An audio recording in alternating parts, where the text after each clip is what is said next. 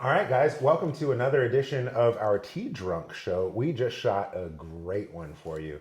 We talked about hexagrams, three. You got three hexagrams. Yeah, actually, there were 3 hexagrams this time. Shout out, Yeah, Tommy. yeah. Eat your heart out. I was just feeling very prolific. It was just kind of coming. We talked about dragons. We talked about snakes. We talked about being close to God. We talked about Wow, yeah, that's true. we talked about a lot. We did Kind of Qigong. went all over the place. Yeah. Yeah. But that's expansive. That's the nature of the dragon. It's, big view. Big view. All right, enjoy the show. All right, guys, today's episode is brought to you by Far Leaves Tea. Our dear friends Donna and Peter over there at Far Leaves, they've provided a Longjing Dragon Well specific for this season.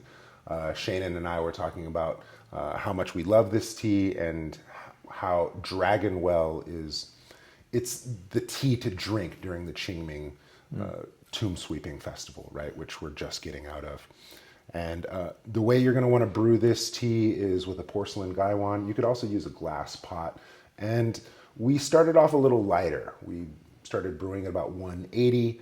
And then as the flavor started to pass, we picked it all the way up to boiling gradually. That way we can pull that last little bit of flavor out of these leaves. Because otherwise, as good as it is, the endurance isn't so great. And so you really have to get skillful to brew every last bit of flavor out of these. All right, enjoy the show. Yeah. Yes, hello. So, Dragon Moon, Yeah. metal Dragon Moon, and we just talked about how metal is closest to God. Yeah, yeah. How'd that sit with you? I mean, the teaching that I've heard about, what I reference is the inner element teaching. The inner element teaching and that has to do with personal fate calculation, and it has to do with 5 flavors of freedom, and that actually may relate to your spiritual appetite, which is the reason why in that conversation I had said water and earth, because Ming had mentioned that water and earth make up 90-something% of all the spiritual traditions that ever existed. And that they basically have a certain kind of tension with one another, having to do with where you have these sort of revelatory experiences that come out of the water element, and the standardization experiences that come out of, you need a temple, and that's the earth element. That almost sounds like the distinction between mystical and religious, right? True, yeah, true. Yeah. But you can't really have one without the other. Right. So because of that, I was like, well, but I mean, if we're talking, creation theory, then they're pretty much all involved, right? All facets of the same gem. Yeah. Well, it's a really interesting conversation of which of the 5 elements is closest to God, because, water is water of life, earth Sure. is Mother Earth, Right. tree of life, metal, air, breath of life, fire, light of life. It's, all of them speak to some kind of divine. Yeah. Still good, huh? It's so good. Okay, let's see how far. Yeah. This shout out to Donna and Peter. Far leaves. Oh, that's definitely worthy of it. Sound effects are back, ladies and gentlemen. It took us 3 years. Yeah, to sort it this out. is about to get even funnier. Sound effects are back. Yeah. Or at least you'll know what we're laughing at. Yeah, for 3 years we could not figure out the sound effects. Right. It was like some noise cancellation software, and I think we got it Ooh. dialed in. Now it's just going to be a matter of, is it too loud or Yeah, not? is it too much? Too jarring? You'll tell us, I'm sure. Yeah, the last one that we did, Chani cut that up for us.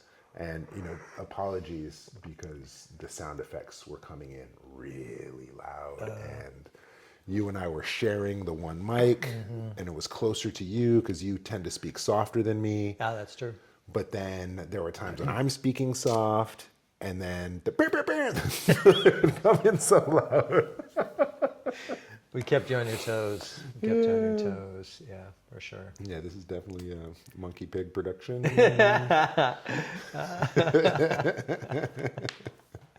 So true. But sound Donna, effects are Far better, Leaves tea, great tea. Yeah. yeah. Dragon Well. The only thing though, the endurance on this. Yeah. Yeah, we'll probably We'll have be to do a introducing another tea. few. Yeah. Because tea is all about abundance. Well, let's talk about the snake ear metal dragon. The transitions of the third moon. Yeah. Because this is the last moon of spring. Right. So, so as you know, in the Tongshu, there's essentially several indicators all overlapping at once. Some of them saying the same thing at different times. And in general, when we're talking about the third moon, the third lunar ordinance is what they would say, is essentially It's busy. It's things are clearly moving, right? Yang has succeeded, right? Has been crowned. It's now in charge. It's not fully empowered, right? But it's going to be. Like the prince is crowned. It's not on the throne yet, but you know it's coming, right? So there is a kind of expectation of Yang taking charge. And what does that mean? It means basically it's going to have the power now that the so-called balance has shifted, right, of the equinox. You have a situation in which Yang is now seen as capable of pushing Yin into form, into taking form. So you had all this potential coming out from the winter, a lot of stillness, a lot of things that are stored inside. All the Yang is inside. And now it's out, moving up and out. Yeah. And we've been moving up and out since the equinox. So now the shift is outward, up and out. So that should be handled with care, obviously. It should be handled with some level of grace, especially in the second moon. And none of that really changes, but now we're kind of moving toward this expression of power, like day by day. It's light out right now. It's still light out. Like it wasn't that long ago that it was pretty dark out at this time. So we're experiencing this kind of day by day ascension. It gets brighter for longer, or it's warmer, progressively by the day. Things are, blooming and flowering and spreading and growing. There is an expectation in our experience that that's going to keep increasing. And that's what nature tells us, is that these patterns are established and they are continuing. They're starting to expand, right? And so we can notice that. Because the idea when it comes to our aspirations is that we can have no certainty whatsoever that our aspirations come to a place of fulfillment. In this particular cosmology, hope is not a value. It's not a strong value. They're not interested in hope, right? But for some reason, nature demonstrates confidence. And what that means is that you start to see the patterns. We've had some initiation of growth, and we've had some initiation of transformation. Things have happened, right? So we can hitch our wagon to that, and we can start to develop confidence, this idea of developing confidence. The real issue in a dragon moon, of course, is whether or not you're developing confidence prematurely. Pride or arrogance. If that stuff starts coming in. And I can tell you that when we're talking about the metal element aspect of a dragon, it's metal dragon chi is very much might makes right. So if I can do it, ends justify the means kind of vibe. But they can also be fairly revelatory because you have this relationship with the wood snake, right? So there is a kind of revelation that happens, this very strong capacity for learning and transforming, like trying something, what they say, fuck around and find out, there's that kind of capacity there if you're willing to absorb the harsh lessons of life, right? The thought that just came to mind, this image of, a metal dragon in a wood snake ear, it almost felt like, how lizards can shed their tail? Yeah. So it's almost like this big, wise dragon that just, I don't need this tail right now. Right. I'll regrow it. I have this little nubbin. Some predator came through and tried to take your hindquarters and you gave him your tail. Yeah. So I mean, at this point, we've got something we're working with, and that's the reason why we can establish a sense or start building confidence, especially after once clear and bright hits, that solar term. Once we get to grain rains, I think it is, which is on the 20th of this moon. That's the official sort of end of spring. Like that's where we're headed towards summer. So the third moon itself, in general, is considered this transitory moon. It's one of the 4 points in the 12 moons where Earth comes up, and it shepherds the transition between one element and the next. So we've been in the wood element season of the year, and now we're going to the fire element season of the year. And so the third moon is the dragon expression of Earth, which is to rise up and move from this kind of maybe I could kind of ideas toward putting things into action. So Earth always buries anytime it shows up during the course of the year, and in this particular case, Earth is burying the water of winter. Finally, it's over. Right? So we are into movement now. Movement is how we solve things. Is we go into movement. So I like to say it buries water, and so that means there's no more doubt. Like we're growing. No second guessing. Like it's growth and transformation. That's where we're going. Wow. So arrows loose in a sense, huh? Yeah. I mean, there is a recommendation for double checking. There's a recommendation that maybe you should. I mean, are you being arrogant? Is this a false confidence? Maybe you should kind of check in on that. So the double checking aspect is very important, as is the capacity to wait. And this has a lot to do with essentially the notions of progress and success, and the difference in this cosmology versus in the West, right, that we were talking about earlier. So notions in the West of success or progress are results-based. Do I get the results? That's, productivity. Then I can measure it. I have metrics, I have expectations. So that also means that ends justify the means. So by any means necessary, I get to where I want to go. Right? This cosmology does none of that because it's a very process-oriented understanding of our relatedness to the world. So we are, during the third moon, supposed to be authenticating our aspiration.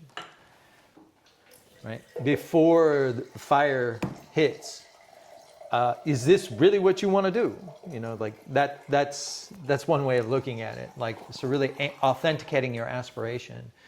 And how you authenticate your aspiration is not through willfulness. It's not through, I beat up all my adversaries, so obviously this is what I want to do. It is through this exploration of the integrity of our relatedness to our environment. And so it's a very process-oriented understanding of how things are unfolding. So are you getting good indicators? Is nature cooperating with you? Are you getting good feedback? And that only comes if you're out of your own self-interest and you're actually interested in how your actions benefit other people, right? So this is always the task for the dragon, that a dragon has no value unless it's turned away from self-interest and dedicated to the benefit of others. And that's like the plight of the. And I'm quoting Ming right from the book when I say that. Yeah, that. The idea is that dragon has there's great power, but it has no longevity if it's only interested in itself. So unless it's moving a situation that is actually of benefit to other people. That's an interesting conversation. One of my first teachers, he had this equation for manifestation. And he said, you need mantra. Right? You need to put words to it. Sound it out. You need mandala. You need to see it and visualize it. Okay. Right? And maybe draft that as a blueprint or something. Right. And then you need mudra, hands. You need to get your hands dirty, do the work. Right? I like that. And then so I had used that my whole life to manifest all these things. And what I found is that many of the things that I would manifest, I don't own it, it owns me because it's self-serving. Right. And then when I added a fourth M of meta, what I'm manifesting isn't mine, it's for the service of others. Yeah. Then not only does manifestation really take shape, but Right. now there's a different relationship with what comes to be, right? Yeah. And so I thought of that when you talked about how the dragon, if it's self-serving, it dies. But if it's selfless and has a bigger purpose, a conduit for change, if you will, then Yeah, then the scale actually is meaningful, and then it's not just like some selfish event that everybody has to recover from. It's actually something, it's a wave that everybody can ride. And even the best forms of success are the ones where it seems to happen of itself and nobody can take credit for it. Those kinds of things are considered like that's the preeminent expression of success because there's nobody at the middle of it. It's actually all of us that contributed and made it happen. So everybody's pointing at, well, you actually did all the work on that, and but it wouldn't have happened without you. Then there's this. Then you move from this experience of prosperity, which is not hard to do. It's just about timing, to what's called great benefit, where it's just sort of radiates, and it's unstoppable. Like you can't stop that level of benefit. Like it spreads to everyone. And that's where you make offerings to the god of wealth. You erect temples. It becomes your foundational story for an entire village. Like those kinds of very meaningful experiences. And those are the kinds of things, that's what dragon is signifying, this opportunity for like they can see the wave coming and they're like, okay, like everybody get ready, here comes the wave. Start the like, battle. Yeah, like, okay, like get yourself set and prepared, Yeah. Because what you're about to manifest, right, through the summer is kind of starting here. Like, get what you give. So if you're in this place, you can kind of see the pattern of what's to come. And that's really a tremendous opportunity, and it does kind of require a little bit of, when you were talking, it kind of reminded me of this, in this cosmology, the Dao De, and how you sort of reach Dao De or experience Dao De, which is, your virtue and the virtue of nature align, right? Is generally through reluctance, that you don't push for, you wait to be pulled. Like where you can't not do it. Like, well, it's something I've been doing for years and like I really love it, but all of a sudden, like I've got all these requests and like I guess I'm gonna make a business out of it. Like it's that kind of level of discipline and dedication and focus and endurance, that allows you to do that, but also some level of saying, no, it's just a hobby. No. And then all of a sudden, like you're making business cards. And, like that's... Sounds like our show. Yeah. No, we'll just do this once a month. No. We talk about this stuff anyway. Yeah, come on. So, I mean, that's how I have my brother-in-law, he talks about it like from the standpoint of follow the fascination. Like, dedicate yourself to what you're fascinated about, and you won't be working. Isn't that a Confucius quote? Do what you love, never work in your life. Never work a day in your life. Yeah. So. Wah, wah. Hold on. Oh. Never work. Never work. Well, so some of the themes you talked about, rising, outward and upward, managing young, action. These are flavors that speak to a Qigong. Qigong. There's a Qigong for that. All right, for today's Qigong, we have a movement from our 5-element system related to the fire element.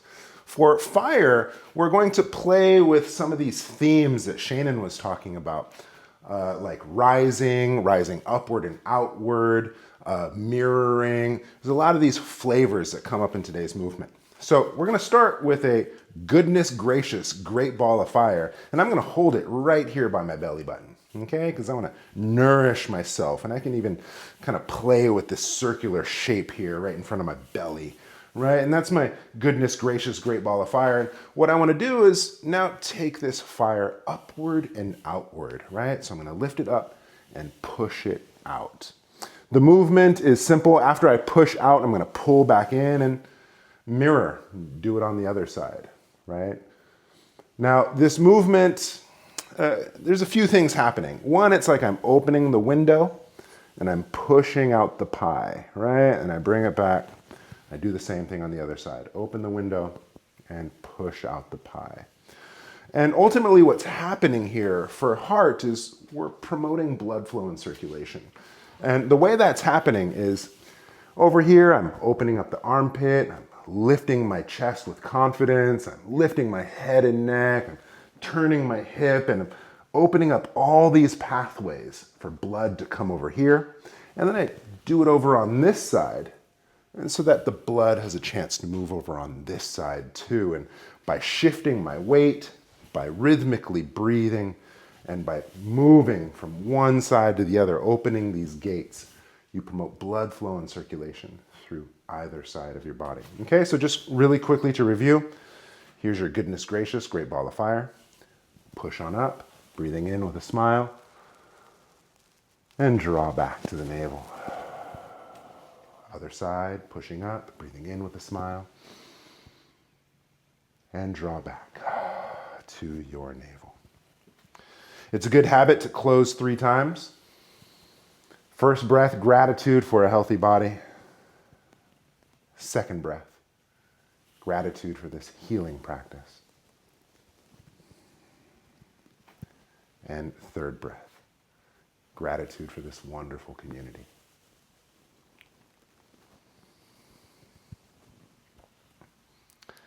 All right, there's your Qigong. Back to our show. We just did it. Yeah, that was good, right? Yeah. Welcome back. Yeah. It's I love how there's the conversation of this stuff, and my martial view is shut up and show me, you know, and so I love being able to come up with some almost in the lines of interpretive dance, I guess, because it's really being inspired by what you're talking about, you know, and it kind of brings something physical and tangible to an otherwise, you know, esoteric. Yeah. I mean, it should be. I think it really is. What it is? Yeah, like the show me state. You know, like the third moon is definitely a little bit of put up and shut up. It's like put up or shut up. Like if you can make it happen, like this is the time to do it, and you shouldn't actually worry if it's not showing up. Like if you're not getting cooperation from nature, this is one of the times where you should just simply admit that, you know, and like, because it's not so much that everything needs to succeed. There's a lot more going on here than what we want. So it's, the dragon is, you know, the bigger picture of events. So maybe, you know, extraneous circumstances kind of cut us off from like what we want to manifest. You should be embracing those things. And that brings us to another distinction in terms of success in the West is kind of understood as this sort of idealistic model, right? Where I have an ideal or a vision and I'm going for it and I'm very idealistic about it. Whereas there's more of a materialistic understanding in this cosmology because it's very pragmatic. Yeah. So like I'm not trying to I'm not trying to conform reality to my ideals.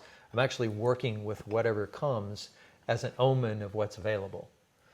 And if it's not showing up, it's not showing up, right? So I should be able to be flexible in how my premonition manifests, right? So I can do a little bit this, but it didn't go all the way, so I can kind of work with it here a little bit, and I'll just stay in this process for a while until I accumulate enough power to make a change. There's actually a hexagram for that. It's hexagram 9. What's Hexagram 9 is about insufficient power. Yeah. So That's for you, Connie. yeah, yeah. That's that's bonus. That's a bonus hexagram for today. But it's very interesting. Like if you're going to be idealistic and you call being principled and idealistic, then you're going to reach for something more than you can actually do. Yeah. So we are, on one hand, we have like our capacities and assets on one side and our limits and liabilities on the other. So this is the time where we're kind of like measuring those things and being very, very realistic about that and double checking. Like even just be ruthless. Like don't expect that you're going to have like 80% return. Like undercut yourself so that way you're pleasantly surprised when it's more. But if you have this idealistic understanding of like what you're doing, then you think that it's boom or bust, and that's just a fantasy as far as this cosmology is concerned. So they would rather have just stay with the material, and it's not being pessimistic. It's although I'm sure it can drift that way in the experience of it. It's more about like understanding that the world as it is informative. The world as it is meaningful. We're not trying to shape the world into some ideal, some disembodied ideal. That's a heritage of the West. We are constantly in this place of idealism. Mm-hmm. So.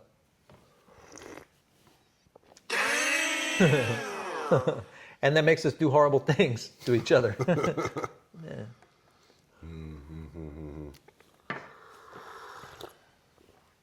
Yeah, so don't do that. Yeah, it's just that, what does it mean to authenticate your aspiration in this cosmology? First of all, it's to understand like the omenology of your experience and that the feedback from your environment is actually meaningful and to be respected. And the other one is to look for the sort of harmonious way in which things are going. So if I'm idealistic, then the more I struggle, the more righteous I am. That's crazy making from this particular cosmology. They're not interested in like struggle and righteousness. They're interested in like the easiest way forward. Like walking on clouds. Or the move like the river. Yeah, move like the river. Like it offers no resistance, and gets exactly to where it needs to go, which is the sea, on perfect timing.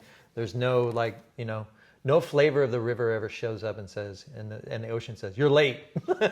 Like it doesn't happen, So we have examples in nature to mirror and to embody, and that's also.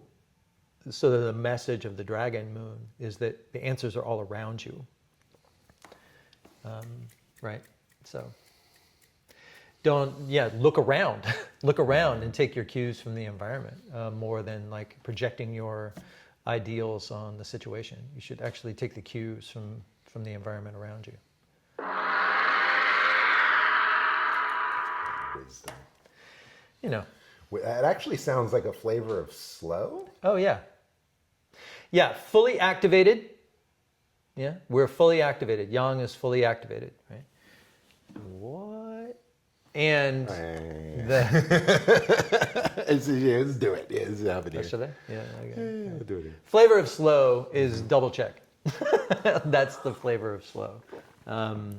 Is to measure twice, cut once, and potentially wait. Yeah. So this actually would end up talking about the hexagram as well. Okay. Sure.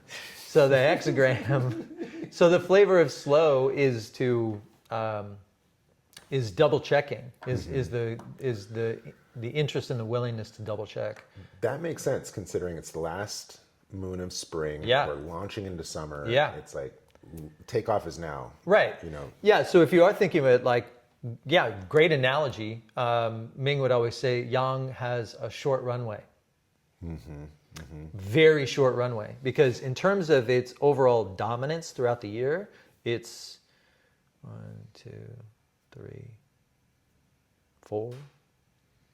4 moons out of the 12. Yeah. So it doesn't have 6 moons. It has 4 moons to get off the ground and get flying. And then land, so Yeah, don't forget that part. You know, you need the land, right? You need brakes. Yeah. To get off the ground, flying, go somewhere, and then bring something back, come back, land, like the whole thing. So it really is got a short runway to take off, sure, gotta which bring is home the also the bacon. reason why, like dragons, how do they fly? Up. They just Spiral swim up, up. yeah, So they don't need a runway, right? Dragons just take off.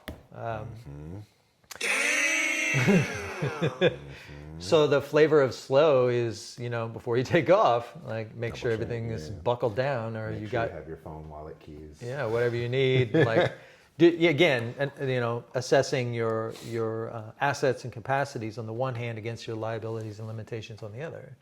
But if you're weighting one more than the other and kind of trying to ignore, and you're existing in a fantasy, and like the retribution is extreme. Like when it comes to a dragon, what you put into this space is pretty significant. There's a way that I worded it, but now I can't remember what I did. It's okay. Oh,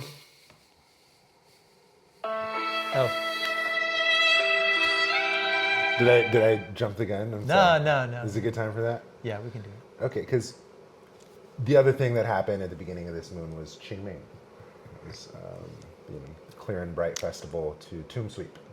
Yeah. And Do you want to talk about that festival? Because I think it's a really amazing Yeah, I think it's a very, very special time. I Yeah. got to go to sweep the tomb of my daughter, brought my son, lit out new flowers. It was a really special time. And I appreciate how our, in effect, Day of the Dead is as Yang rises, Yeah. whereas Dia de los Muertos Right. is It as says young. yin is Right. young is buried. Yeah. And so it's, in essence, very similar in value, right? Just on the other end of the... Yeah. They're very interesting because like it should be celebratory. It's like you come and you sweep the grave and you're like, look, we made it. We made it into the time of the light, right? And like we'd like to be generous with you, now that we're here, we know that you're watching, so we can. You want to be generous to your lineage first before you start going and accomplishing things. Yeah. You're looking for their blessing or you're aiding in their transition. That's where you want to start first in those spaces, before you start turning your attention to the world and trying to accomplish things. So there's gosh, talk about such a generous tradition, right? Because that and it's a recognition that one day you're going to be sweeping my grave, right? Right? So you need to have that you need to set that standard. That part. Talking about the phrase I was looking for, we reap what we sow, right? So this is the time of sowing, very strong third moon is, and we've already done it a little bit. We planted, and we're kind of waiting and looking for the patterns. But in terms of the chi, the moon, our actions are kind of reaping and sowing, yeah. And then, so we walk and work in the third moon with an understanding that how we move here is what we harvest. Yeah. So the third moon is it's a really strong moon for that. All of spring is, but the third moon is kind of really where you're laying it down. And so when you look to the Qingming festival, the tomb sweeping festival, that's another way of invoking that sentiment. Is that I look back first before I go forward, and then that way I recognize that one day too I will be in this place, and yeah, distinct from, dare I say, a pie in the sky faith where something is long far off after I'm past, the ancestor reverence. I don't even want to say worship or anything like that. It's just gratitude and recognition. Yeah. It's so real. Yeah. It's so it's practical, super grounded. Yeah, grounded. it's super grounded. It's, and you see it and engage it in a real way, as opposed to... It's not abstract or idealistic. Based on faith. No, no left to hope interpretation. nothing. It's just here, you know, Yeah. and it's demonstrated in the relationships we have with our children, right? So there's no separation, you know, that was my mother, now I'm your mother, you know, like, boom, there it is. There's the relationship. And it's not like we don't have a sense of this already. We already know that that's actually how the transmission goes. That is our experience as human beings. So I think part of why the tradition is so valuable is it just builds on that. It just builds on that thing that you already experience. So that's why a lot of these traditions, they don't require conversion. They don't require any kind of, you know, they don't require any kind of, you know, oath taking, none of that stuff, because they're just like, well, you already do this, don't you? And they're like, oh yeah, I guess I do. I kind of do, you know. They're like, all right, well then do it like this, and you know. And every family can kind of develop their own tradition. Like some people have a barbecue, you know. Other people come and like cry and burn hell money. So it's very Hell money. it's very individualistic, you know. It's very it's very contextual to the actual dynamics of one's family, which is the whole point, right? It's the whole point. It's not that you're doing it right, or there's some idealistic way you should do it. You do it in the way that you're called to do it, but everybody's doing it. So we're all kind of participating in that momentum of looking back before we look forward, and honoring the past and seeing, yeah, this period of time is going to end. It's going to be intense and a lot of energy, and we're really excited. But we understand when we come to the grave that this is where it ends, right? That's very sobering, you know, very grounding, I think, and also gives a sense of perspective about what your expectations should be, Yeah. right? Yeah. I'm not going to work myself to death. Right? I'm actually going to make time for family and connection. I'm going to pay attention to the relatedness of what I'm doing, because I know this is not some idealistic thing that's going to change the world. No, I'm just contributing to this place that I come back to. So it's just very subtle, but I think really important shifts in our so-called like conceptual framework about what it means to be a human being. Like I've been seeing a lot of clients this moon, and I'm really grateful for that. Thank you. Oh, I need a money one.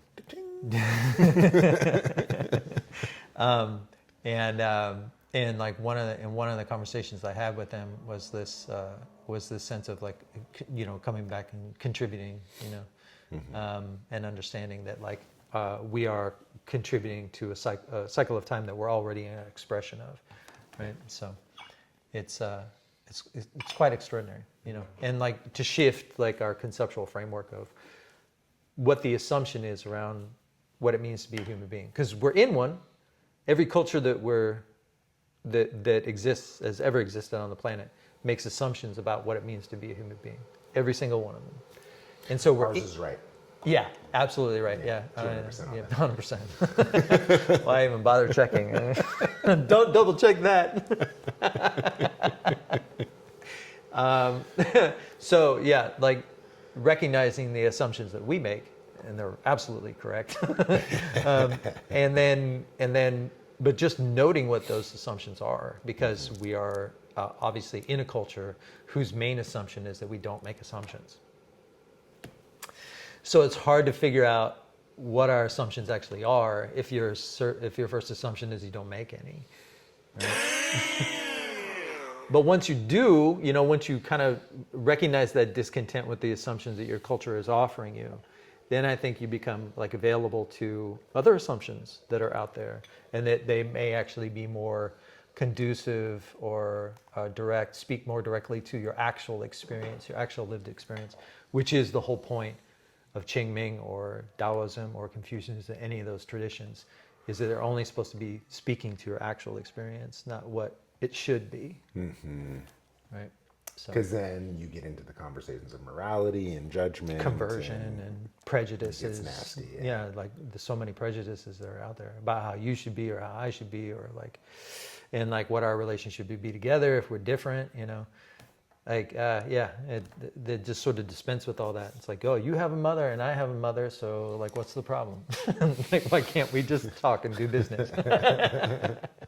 We don't have to eat together, you know, but like, yeah, we are both still human, you know, so it could be very helpful for the world if we had that kind of attitude.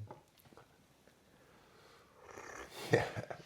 Something about, I remember Ming, he was talking about Confucius traveling and how all these different cultures had all these different, all these different ethnic minorities and such. They all had norms, values, and this is a valley tribe, and this is a hill tribe, and this is a marsh tribe, and this is a seafaring tribe. And so all of them have their own foods, their own relationships with land, Right. their own traditions. Spiritual traditions Yeah. and gods that they pray to, etc. Yeah. Make offerings. Yeah. And so Confucius was able to go and kind of unify all the various values. And the way Ming said, he's like, "What'd you say about my mama?" He's like, "No matter who you are." Right. Well, what'd you say about my mama? Right. That gets everybody's attention. Yeah. That gets everybody's attention. Yeah. I mean, brilliant. I mean, it's hard to. It's even really hard. I mean, it's difficult not to understate the influence of that individual and the tradition that came out of that, because it led to so many things. I mean, we could do a whole episode just on that. You know, French Revolution to American Revolution even. So there are books written on these things about how important that particular thinker was. So is still For sure. today. Yeah, and But yeah, this so is me not making a mama joke. That's twice today.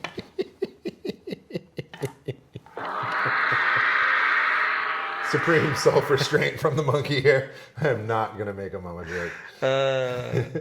so I mean, if we were talking about Tomb Sweeping Day, also brings us back to Ming. Yeah. It's bad because we made up this joke and this punchline weeks before. Right. It's time. What would Ming do? Well, today He'd die. He'd die. He'd die. Ming would die. Oh, big brother, We love did you. it. We did it. We were talking. We didn't know. Are we gonna make that joke? Will we make that joke? I know, Ming. We had an opportunity to do this show on Saturday. Right. We specifically chose this day over multiple deliberations, specifically to honor our big brother for his passing anniversary. Mm-hmm. Yeah. Big brother Ming refused to be called teacher, and yet he taught us so much. You were at that service, no? Mm-hmm. Yeah. That's an amazing service. So many people. Okay, well, What would he do? Yeah. oh yeah, no, we're still here. It was just a joke, he'd die, but It is the anniversary of his death. It's 10 years. Yeah. Yep. 2015. Go year.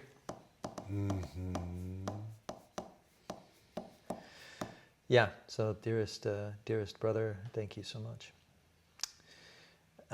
In terms of when we're thinking about proper course of action, I think it's more just speaking to the we reap what we sow kind of vibe, meaning that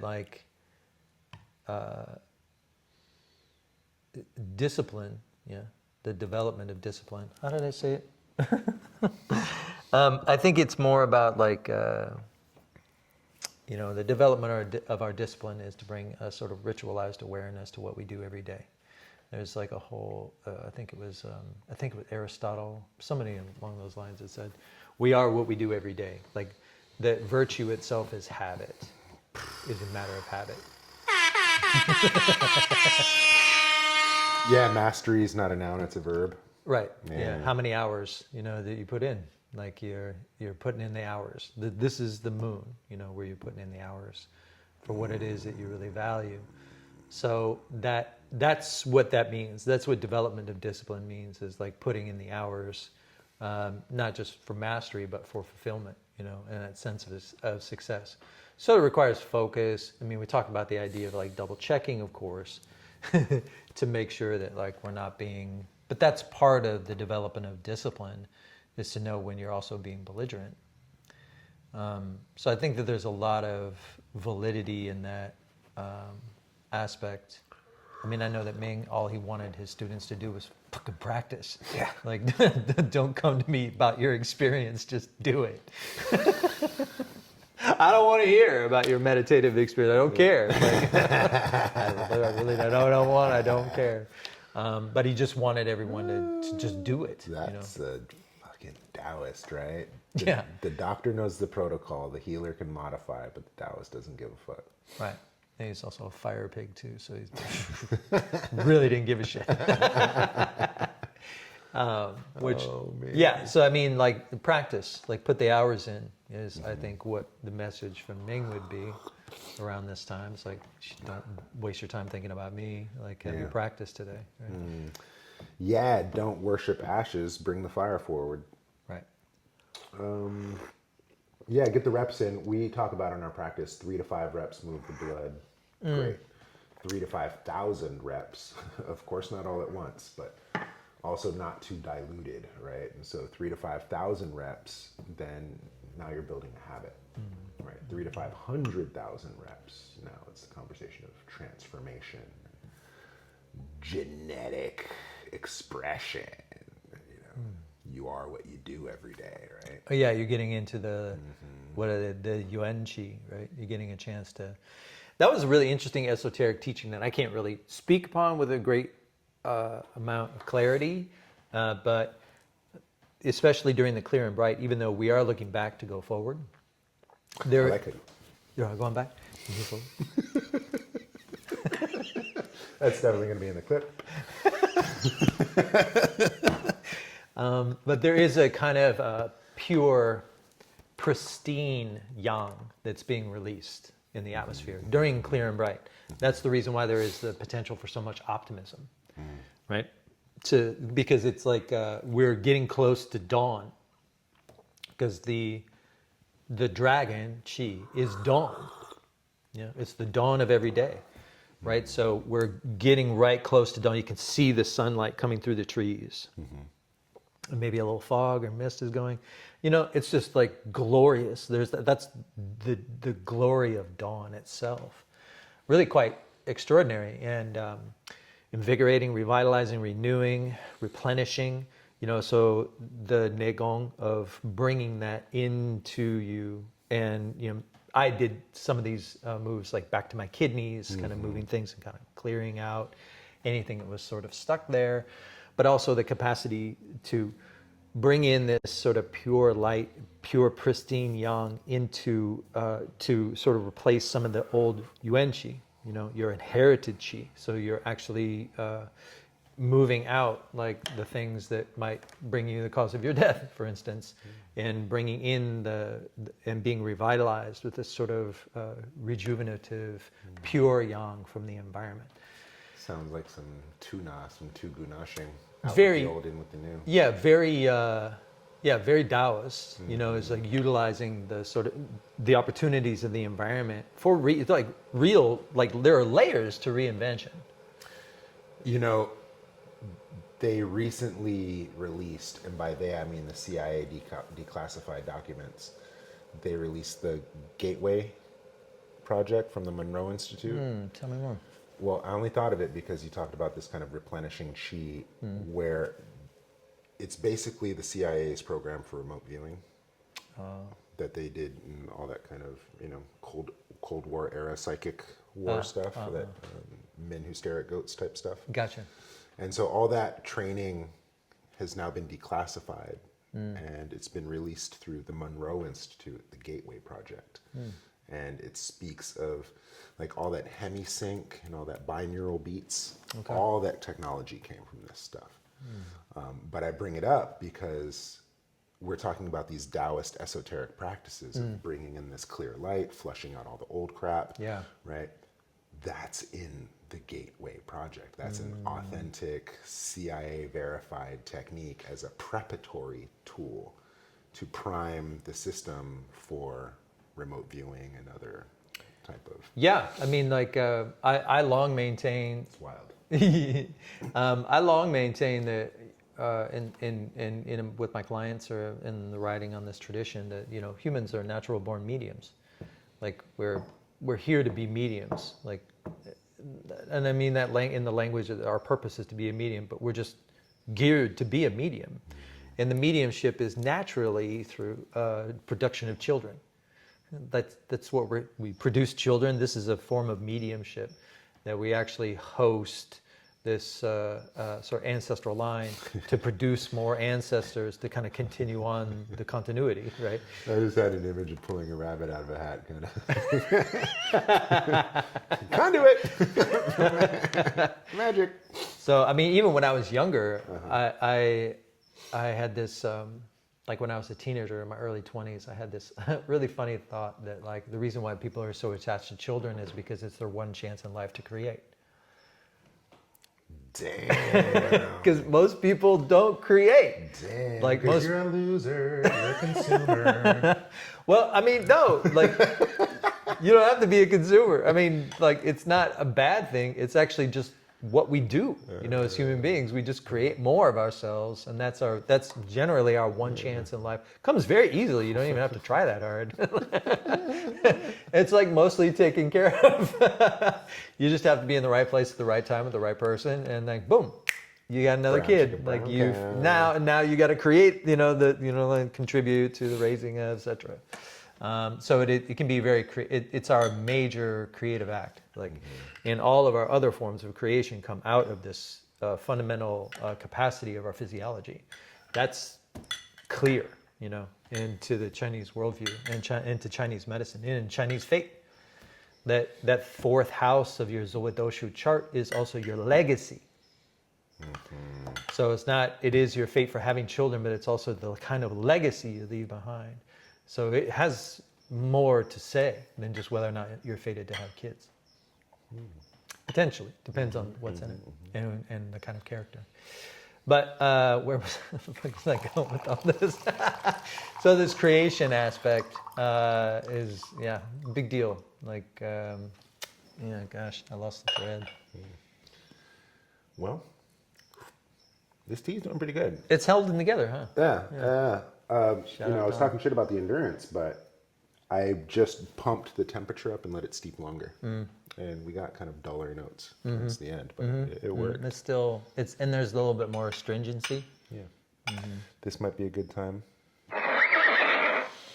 Good luck, bad luck, who knows? Okay, so we're going to talk about the four trines, or the 12 earthly branches are in 4 trines or sets of 3 in how they'll actually do during this metal dragon moon, or any dragon moon in general, but specifically for this metal dragon moon. And the theme basically of the metal dragon moon for any of the other earthly branches is there are things in your power and things not in your power. And as for the ones that do the best, and then we'll also talk about the earthly branch to watch. Like there's one out of the 12 that might be a little bit surprising that they do well, and the ones that you kind of, and the other earthly branch that might not do so well.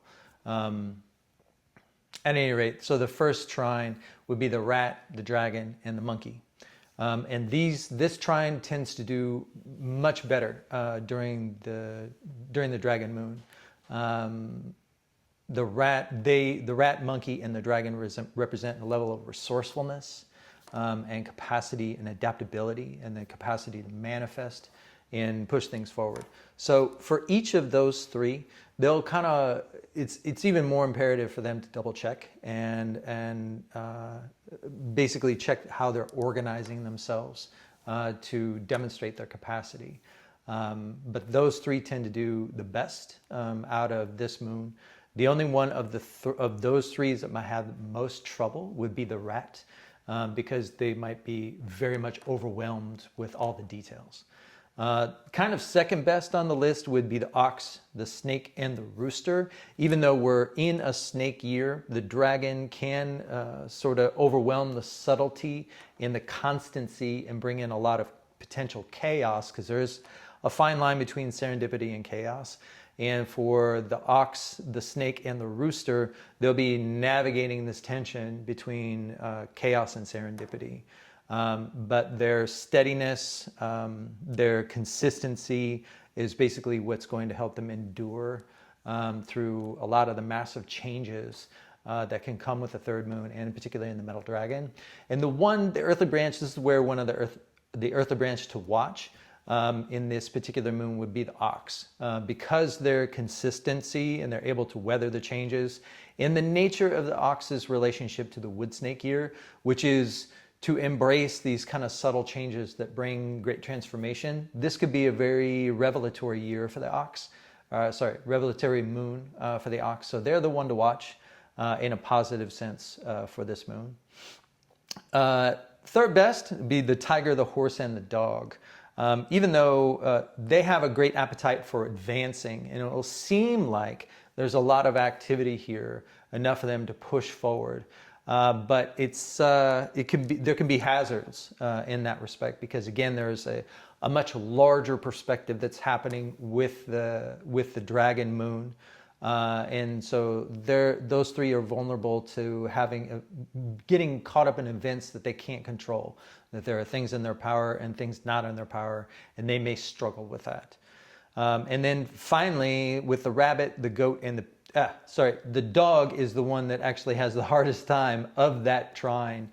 The tiger, the horse, and the dog. The dog is the one that's most vulnerable. This next 2 moons for the dog are kind of the last of the gauntlet from last year.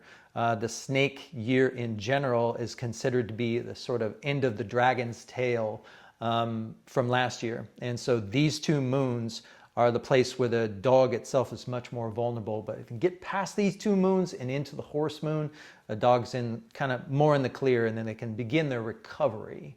Recovery is a big deal. Not advancement, but a recovery. So of those 3, the dog should be lying low with the other trine, which is the domestics, the rabbit, the goat, and the pig. So those 3 are they're very adaptable, but their power comes from their community. So if they have the right community, just like a dog, if it has the right community, it can feel very safe and sheltered from these kind of big changes that the dragon can bring. So really want to look out for each other in that respect. Those domestics are most vulnerable to the big changes that a dragon can bring. And of the, if the ox was the good one to watch, the one that might have the most trouble, along with the dog, would be the goat in that respect, because they're very much tied to social change. Their sense of identity is tied to social change.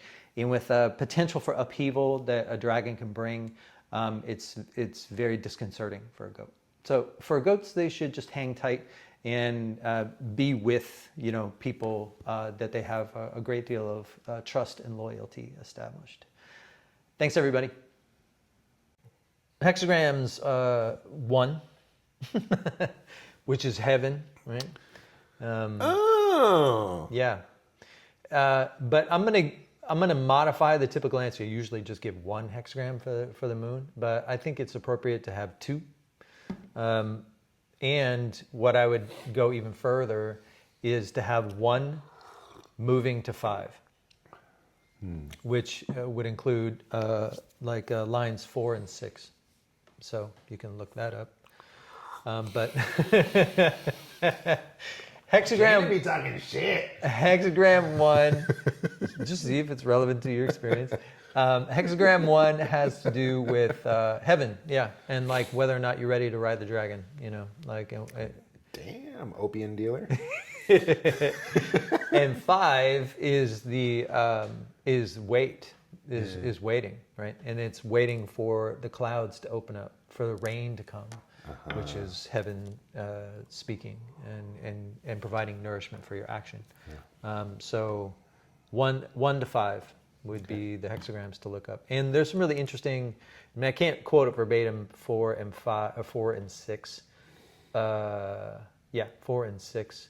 6 is about going too far, too fast, basically, and 4 is about move, go, do it. So there's an interesting, it's tension in that. Like you really do, and that's good reason to double check as you go. Okay. All right. This is a good one. Oh, are we closing? Well, we're still going to shoot more, but I know. I mean, yeah, there's more. It was But this nice is here. kind of the ending. Yeah, this is the ending. No, this is the ending part. Okay. Yeah, thank you guys. Hope you enjoyed it. Yeah, dragons. Dragons. Yeah. Yeah. So think of like stages of growth. Celebrate your transitions. Get ready for the next phase. Because the next phase is basically what we're talking about when we're talking about the dragon. Yeah. We're talking about there are graduations, leveling up, to experience that to have that experience of leveling up. Yeah. And a lot of stuff is really potent.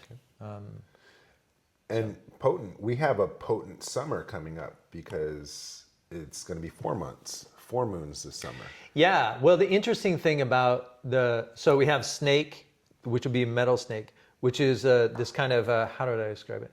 Kind of, just the reason why the dragon moon is so important, because it is, you kind of reap what you sow.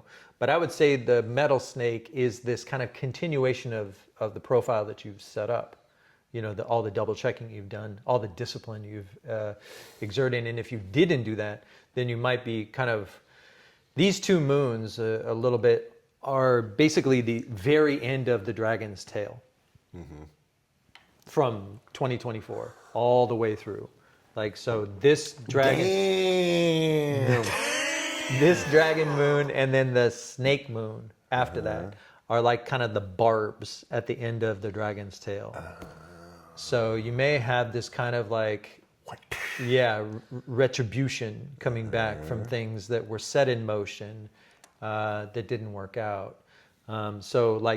Paying attention to the patterns and how things are flowing is a great idea, and double checking on that. But then we'll go into the horse moon, which from the talk that I did on the snake year is kind of the beginning of the backdraft for next year, where the horse year is next year and horse moon is going to start kind of that process of feeling it pulling forward. Yeah.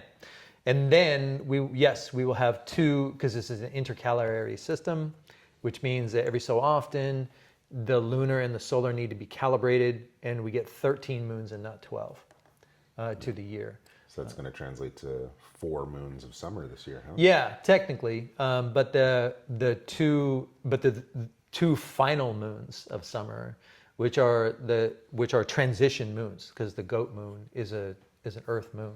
So it's a kind of long transition from summer to fall. Oh, so it'll be a long Indian summer this year. Yeah. That's a California thing, I think. I think so, yeah. Oh, no, I think it's kind of a Midwest thing, too.